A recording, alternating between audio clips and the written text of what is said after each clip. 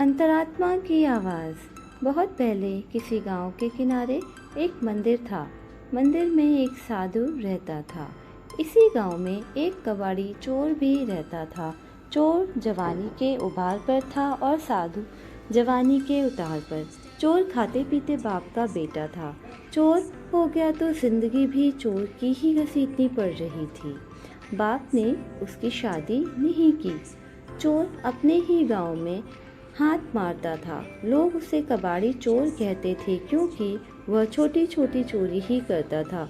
उसके चोरी करने से लोगों को दुख अधिक होता था, हानि कम। चोर को लाभ कुछ नहीं, परेशानी दुनिया भर की। चोर ने सोचा, मंदिर के चढ़ावों से साधु की थैली भरी पड़ी है, क्या करना है उसे उस थैली का।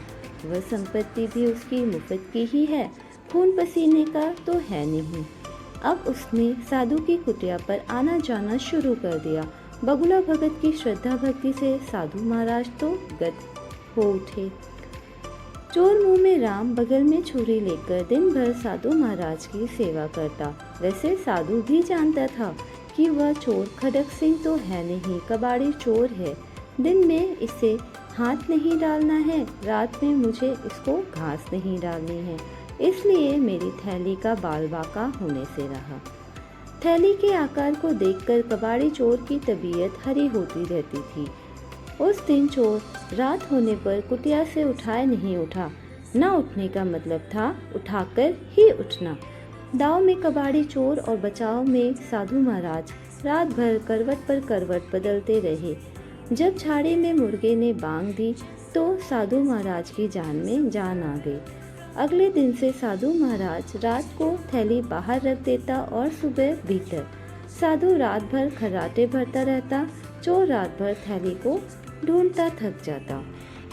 घनघोर अंधेरी रात में साधु की आत्मा ने कहा, तू पापी महात्मा है, तू थैली से क्या लगाओ, बेचारे चोर का भला कर।